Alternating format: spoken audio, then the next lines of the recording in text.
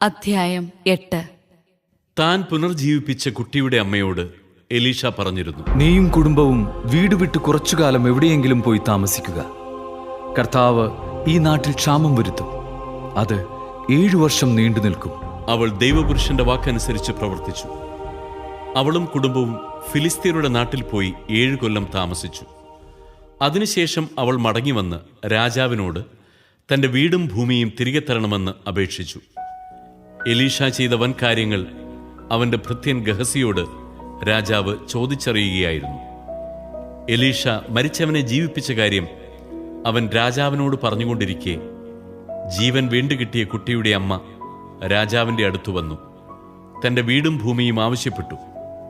ഉടനെ ഗഹസി, രാജാവേ, ഇവളുടെ മകനെയാണ് എലീഷ പുനർജീവിപ്പിച്ചത് എന്ന് പറഞ്ഞു. രാജാവ് ചോദിച്ചപ്പോൾ അവൾ വിവരം പറഞ്ഞു. അവളുടെ വസ്തുവകകളും നാടുവിട്ടപ്പോൾ മുതൽ ഇന്നുവരെയുള്ള അവയുടെ ആദായവും അവൾക്ക് തിരികെ കൊടുക്കുവാൻ രാജാവ് ഒരു സേവകനെ നിയോഗിച്ചു. അക്കാലത്ത് എലീഷ ദമാസ്കസിലെത്തി. സിറിയ രാജാവായ ബൻഹദാദ് രോഗഗ്രസ്തനായിരുന്നു. ദൈവപുരുഷൻ വന്നെന്നറിഞ്ഞ് രാജാവ് ഹസായേലിനോട് പറഞ്ഞു, നീ ഒരു സമ്മാനവുമായി ചെന്ന് ഞാൻ രോഗവിമുക്തനാകുമോ എന്ന് കർത്താവിനോട് ആരായാൻ ദൈവപുരുഷനോട് അഭ്യർത്ഥിക്കുക. അവൻ ദൈവപുരുഷനെ കാണാൻ ചെന്നു. ദമാസ്കസിൽ നിന്ന് 40 ഒട്ടകച്ചുമട് സാധനങ്ങൾ സമ്മാനമായി എടുത്തിരുന്നു. അവൻ വന്ന് എലീഷായോട് പറഞ്ഞു, നിന്റെ മകൻ സിറിയ രാജാവായ ബൻഹദാദ് താൻ രോഗവിമുക്തനാകുമോ എന്നറിയാൻ എന്നെ നിന്റെ അടുത്ത് അയച്ചിരിക്കുന്നു. എലീഷ പറഞ്ഞു, തീർച്ചയായും രോഗവിമുക്തനാകുമെന്ന് പോയി അറിയിക്കുക. എന്നാൽ അവൻ നിശ്ചയമായും മരിക്കുമെന്ന് കർത്താവ് എനിക്ക് വെളിപ്പെടുത്തിയിരിക്കുന്നു. അവൻ അസ്വസ്ഥനാകുവോളം എലീഷ കണ്ണിമയ്ക്കാതെ അവനെ നോക്കി നിന്നു. പിന്നെ കരഞ്ഞു. ഹസായേൽ ചോദിച്ചു, പ്രഭോ, എന്തിനാണ് അങ്ങ് കരയുന്നത്? അവൻ പറഞ്ഞു, നീ ഇസ്രായേൽ ജനത്തോട് ചെയ്യാനിരിക്കുന്ന ക്രൂരത ഓർത്തിട്ട് തന്നെ. നീ അവരുടെ കോട്ടകൾക്ക് തീ വയ്ക്കുകയും അവരുടെ യുവാക്കന്മാരെ വാളിനിരയാക്കുകയും അവരുടെ പൈതങ്ങളെ അടിച്ചു കൊല്ലുകയും ഗർഭിണികളുടെ ഉദരം പിളർക്കുകയും ചെയ്യും. ഹസായേൽ ചോദിച്ചു, നിസ്സാരനായ ഈ ദാസന് ഇത്രയെല്ലാം ചെയ്യാൻ കഴിയുമോ?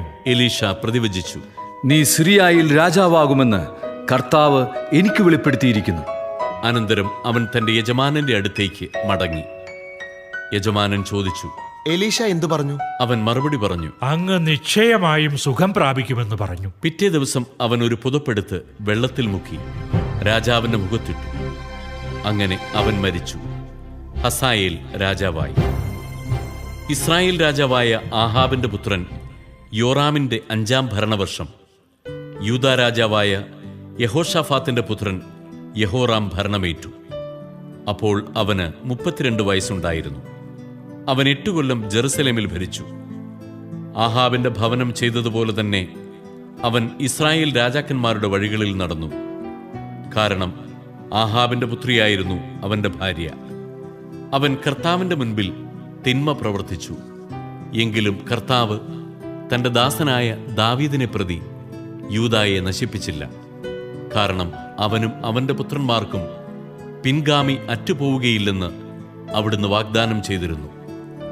അവന്റെ കാലത്ത് ഏദോം യൂദായുടെ കീഴിൽ നിന്ന് ഭിന്നിച്ച് സ്വന്തമായ ഒരു രാജാവിനെ വാഴിച്ചു. അപ്പോൾ യഹോറാം രഥങ്ങളോടുകൂടി സയീറിലേക്ക് കടന്നു. രാത്രിയിൽ അവനും രഥസൈന്യാധിപന്മാരും തങ്ങളെ വളഞ്ഞ ഏദോമ്യരെ ആക്രമിച്ചു. യൂദാ സൈന്യം തോറ്റു പിൻവാങ്ങി. അങ്ങനെ ഏദോം യൂദായുടെ ഭരണത്തിൽ നിന്ന് ഇന്നോളം വിട്ടുനിൽക്കുന്നു. ലിബ്നായും കലഹിച്ചു. യഹോറാമിന്റെ മറ്റു പ്രവർത്തനങ്ങൾ യൂദാ രാജാക്കന്മാരുടെ ദിനവൃത്താന്തത്തിൽ രേഖപ്പെടുത്തിയിട്ടുണ്ടല്ലോ. യഹോറാം മരിച്ചു. പിതാക്കന്മാരോടൊപ്പം ദാവീദിന്റെ നഗരത്തിൽ സംസ്കരിക്കപ്പെട്ടു.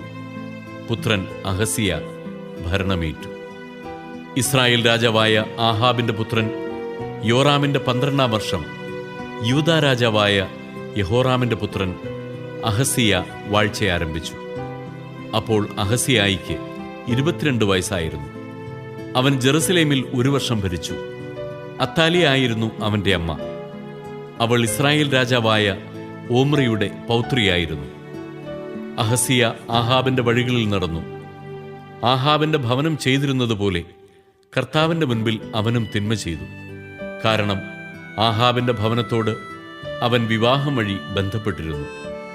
അവൻ സിറിയ രാജാവായ ഹസായേലിനെതിരെ യുദ്ധം ചെയ്യാൻ ആഹാബിൻ്റെ പുത്രൻ യോറാമിനോടുകൂടെ റാമോത്ത് ഗിലെയാദിൽ പോയി. അവിടെ വെച്ച് സിറിയാക്കാർ യോറാമിനെ മുറിവേൽപ്പിച്ചു. സിറിയ രാജാവായ ഹസായേലിനെതിരെ യുദ്ധം ചെയ്യുമ്പോൾ റാമായിൽ വെച്ച് സിറിയാക്കാർ ഏൽപ്പിച്ച മുറിവുകൾ സുഖപ്പെടുത്താൻ യോറാം രാജാവ് ജസ്രയേലിലേക്ക് മടങ്ങി. യൂദാ രാജാവായ യഹോറാമിന്റെ പുത്രൻ അഹസിയ അവനെ സന്ദർശിക്കുന്നതിന് ജസ്രയേലിൽ ചെന്നു.